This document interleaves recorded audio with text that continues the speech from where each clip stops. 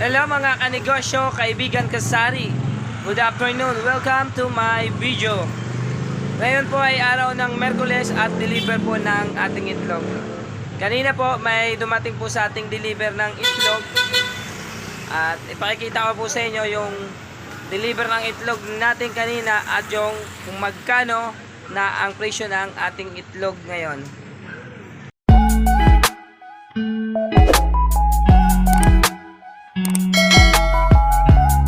Negosyo, kasari, kaibigan, ito dumating na po yung ating deliver ng itlog at ito na po siya ngayon.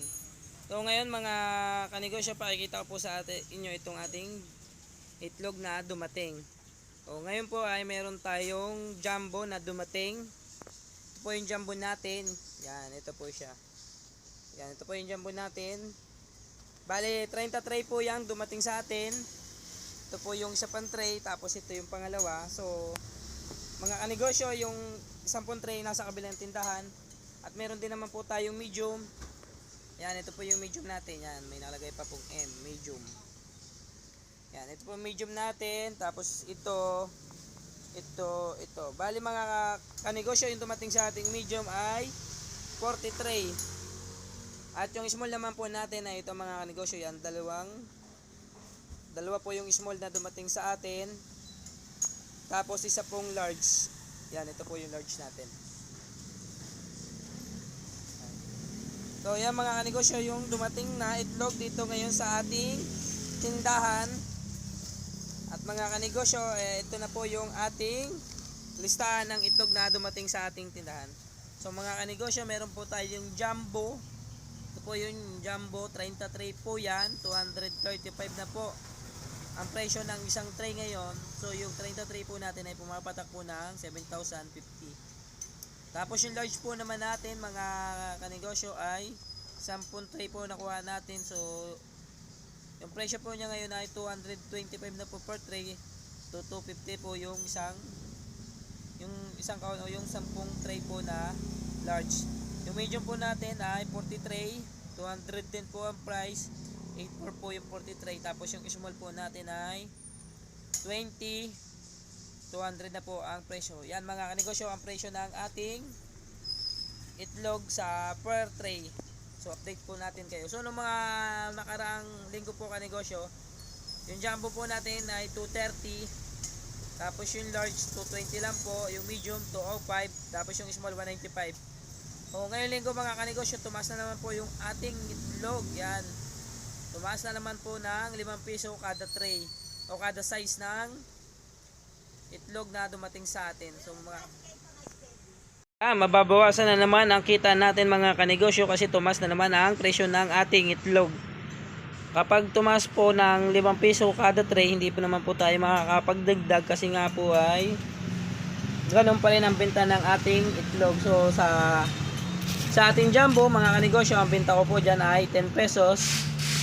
So kung pag napaubos po natin yan sa retail, pasampusan po, kikita po tayo ng 65 pesos.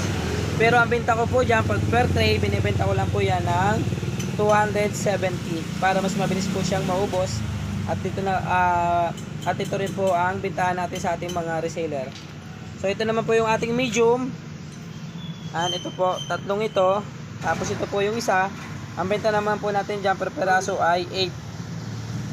So yan, nung nakaraang linggo po ang benta ko dyan ay 9 kasi nga po wala masyadong itlog at 10 tray lang po yung dumating, kaya ang benta ko dyan ay 9. So ngayon po ay 4 na tray, 40 tray, kaya po ang benta natin ay 8. So dito naman po sa small, ang benta po natin ay 7.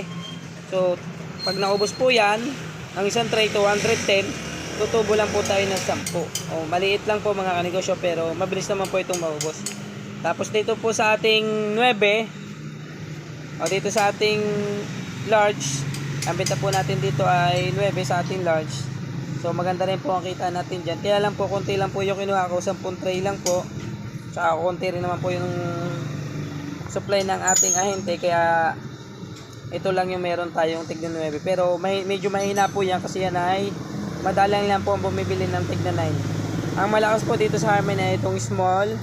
Tapos ito pong medium at jumbo. Ito po mga kanegosyo, yung ating itlog na dumating. So marami-rami po ang dumating sa ating itlog ngayon. Kaya lang mga kanegosyo, ilang size lang po ang dumating sa atin. So ang dumating lang po sa ating size ay small, medium, large, saka jumbo. Wala po pong dumating na PL kasi medyo mahirap pa rin po ang maliliit ngayon na maliliit na itlog. Medyo malalaki na po yung itlog natin, medium na lang po yung small na lang po yung pinakamaliit. Tapos wala rin po tayong XL na nakuha. O mga kanegosyo, kapag ganito po yung gagawin nyo sa ating tindahan, kapag maglalagay po tayo ng iba't ibang size ng itlog sa ating tindahan, ay sigurado po nalalakas ang inyong itlog. Kasi nga po yung mga iba nating customer ay pumipili ng itlog na kanilang bibilin. Yung iba pong mga kanegosyo, kaibigan kasari natin, o yung ibang customer natin, ang gusto nilang bilhin na itlog sa atin ay yung minsan yung malalaki, lalo na po yung mga gustong maglaga. Yan, binibili po nila yung malalaki, yung mga suki po natin. So jumbo po yan.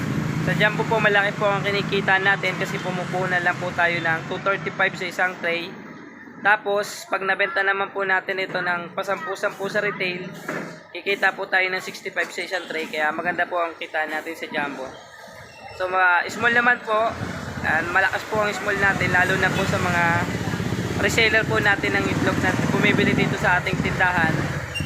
Yan po, ang nakuha po nating small ay 2 tray lang kasi kulang pa rin po sa supply ng small. Ang order ko po ay 50 tray, so dumating lang po sa atin ay 20 tray.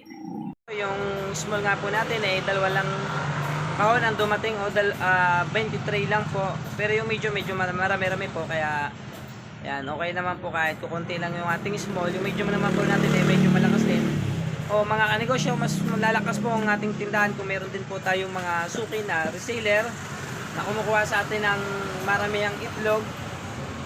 Maganda po yan kasi yan ay malaking tulong sa ating benta. Mas lalakas po yung ating itlog at mas makikilala po yung itlog natin. At syempre mga kanegosyo, mas maganda nga po kung meron tayong ahinti ng itlog o hindi na tayo bibili sa mga nagkakariton lang o nagbabike ng naglalako ng itlog. So mas maganda po kung meron po tayong delivery ng itlog. So yung itlog pala po namin mga kanegosyo, galing po sa Batangas.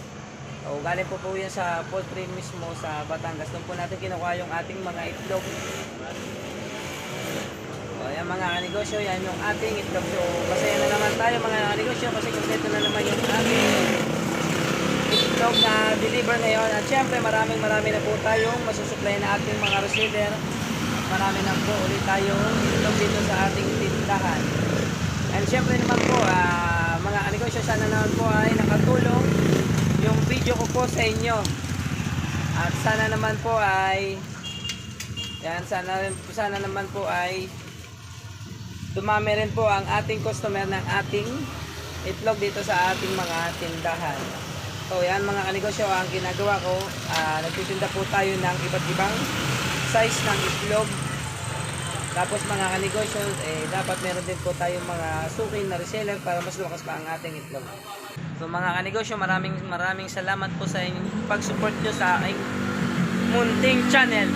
And syempre mga kanegosyo, sana po ay lumakas din po ang ating mga tindang itlog sa ating mga tindahan. Basta mga kanegosyo, lagi lang po natin natandaan na dapat meron tayong iba't ibang size ng ating itlog sa ating tindahan at meron din po tayong ahinti ng itlog para siyempre po makapagtinda po tayo ng mas mura kahit kunti lang yung tubo para dumami naman po yung ating customer. Siyempre maraming salamat sa inyo mga kanegosyo, kaibigan kasari. Lagi lang po nating tatandaan sa pag-asenso po natin sa ating buhay o sa ating pagninegosyo, sipag at tiyaga lang po. At lagi lang po tayong magdasal at manalangin at gagabayan po tayo ng Panginoon. And syempre mga kanegosyo, huwag nyo naman po kalimutang mag-like and subscribe sa ating YouTube channel kung ako po ay nakatulong sa ating mga kanegosyo kaibigan dyan. Maraming salamat kanegosyo. Bye bye!